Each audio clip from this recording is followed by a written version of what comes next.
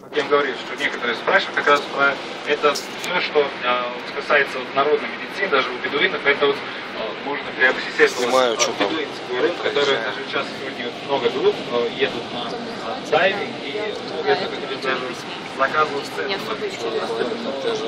И еще вам там причем, и если будет такое предложение, нам предстоит приобрести, можно будет приобрести, как-то заказывать, это можно будет и приобрести.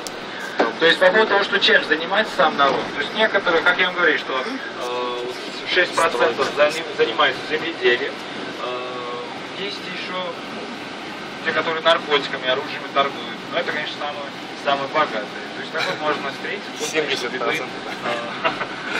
Катается на шикарных грузах, там есть, где там пустые, но они возвращаются жить в своих палатах, потому что у них стиль жизни не меняется, цивилизация не отказывается.